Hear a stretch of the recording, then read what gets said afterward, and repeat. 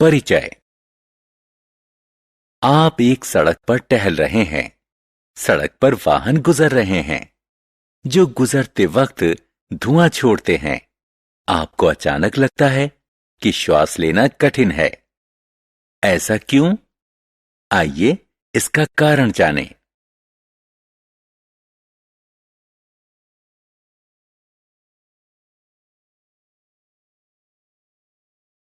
उद्देश्य।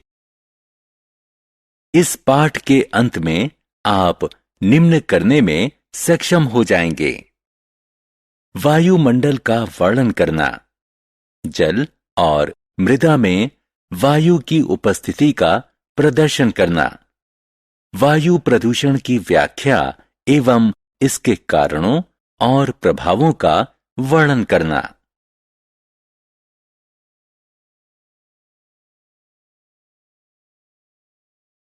पृथ्वी का वायुमंडल।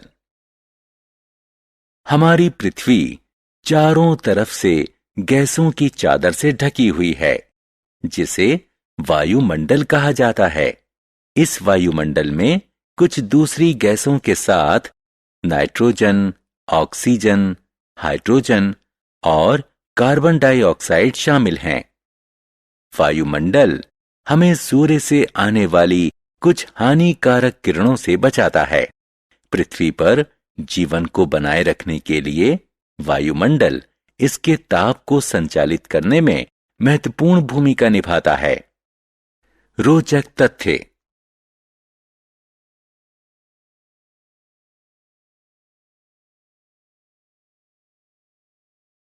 जल में वायु। बच्चों, हम जानते हैं कि सभी जीवों और पादपों को श्वास लेने के लिए ऑक्सीजन की आवश्यकता होती है। थल भाग में रहने वाले सभी जीव वायु में उपस्थित ऑक्सीजन श्वास के रूप में लेते हैं। हम जल में नहीं जी सकते। जब गोताखोर जल के भीतर जाते हैं तो वो अपने साथ ऑक्सीजन के सिलेंडर लेकर जाते हैं। इस व्हेल को देखिए, यह कैसे श्वास लेती है। इसी प्रकार जलीय पादप कैसे कार्बन डाइऑक्साइड और ऑक्सीजन प्राप्त करते हैं। आपको यह जानकर आश्चर्य होगा कि वो श्वास के रूप में वायु लेते हैं। आइए एक गतिविधि करते हैं। एक बीकर में थोड़ा जल लीजिए। इसे उबालने के लिए गर्म कीजिए। क्या आप बाहर उठते बुलबुले देख सकते हैं? ये जल से बाहर आ रहे हैं। सामान्य तापमान पर वायु जल में घुली रहती है, इसलिए हम इन्हें देख नहीं सकते। जब जल को गर्म किया जाता है तो जल में घुली हुई वायु बुलबुलों के रूप में बाहर आती है। जीव और पादप जल में घुली हुई ऑक्सीजन को श्वसन के लिए प्रयोग करते हैं।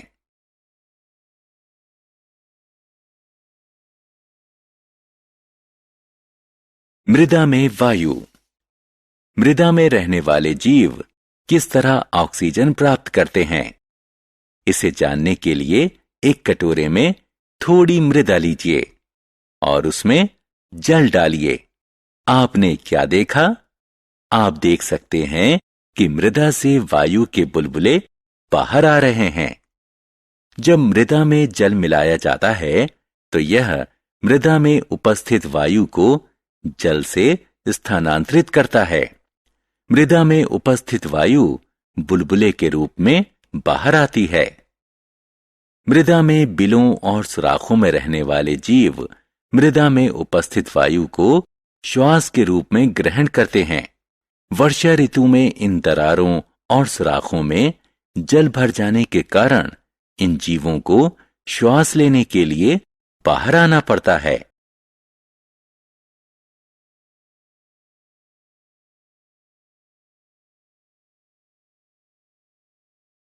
वायुमंडल में ऑक्सीजन का पुनर्भरण। कई करोड़ मनुष्य, जंतु और दूसरे जीव वायुमंडल से लेकर बड़ी मात्रा में ऑक्सीजन का उपभोग कर रहे हैं। तो फिर वायुमंडल का ऑक्सीजन भंडार खत्म क्यों नहीं होता? क्या आप जानते हैं कि कैसे? पादप प्रकाश संश्लेषण के दौरान ऑक्सीजन उत्सर्जित करते हैं। ऑक्सीजन वायुमंडल में छोड़ी जाती है और पादप श्वसन के लिए ऑक्सीजन का प्रयोग भी करते हैं, लेकिन वो जितना प्रयोग करते हैं उससे ज्यादा ऑक्सीजन का उत्सर्जन करते हैं। अतः पादप मौन रूप से हमें मृत्यु से बचाते हैं और इस पर कोई ध्यान दिए बगैर।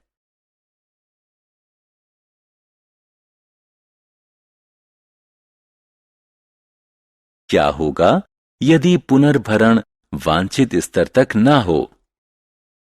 क्या होगा यदि वायुमंडल में कार्बन डाइऑक्साइड का भरण ज्यादा हो जाए और यह पादपों द्वारा कार्बन डाइऑक्साइड और ऑक्सीजन के बीच संतुलन बनाने की सीमा से अधिक हो जाए? क्या होगा यदि दूसरी हानिकारक गैसें वायुमंडल में उत्सर्जित होने लगें? उत्तर है, इसका परिणाम होगा वायु प्रदूषण।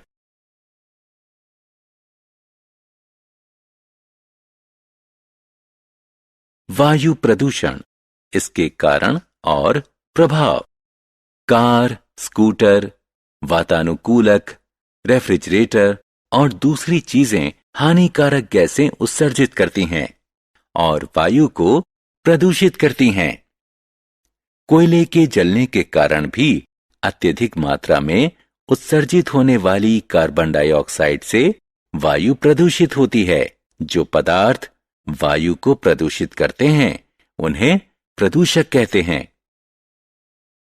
वायु प्रदूषक मुख्यतः कारखानों और गाड़ियों से निकलने वाला गैसीय उत्सर्जन होता है। वायु प्रदूषण वैश्विक समस्याएं भी पैदा कर रहा है, जैसे कि क्लोरोफ्लोरोकार्बन के उत्सर्जन के कारण ओजोन परत का क्षरण और कार्बन डाइऑक्साइड के उत्सर्जन के कारण वैश्विक उष्णता में वृद्धि।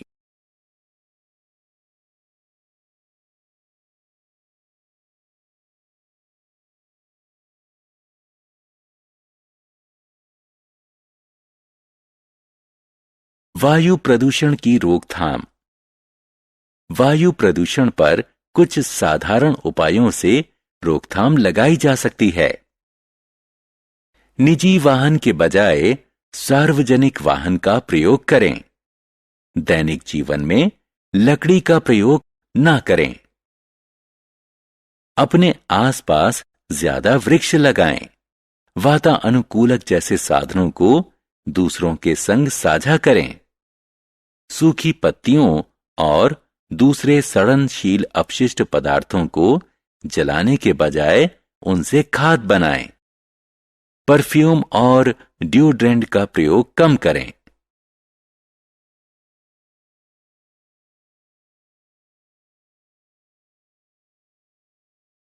सारांश।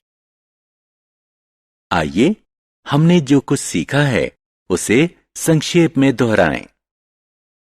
पृथ्वी के चारों तरफ वायु के आवरण को वायुमंडल कहते हैं। यह पृथ्वी पर जीवन के लिए आवश्यक है। जलीय जीव और पादप जल में विघटित वायु का श्वसन के लिए प्रयोग करते हैं।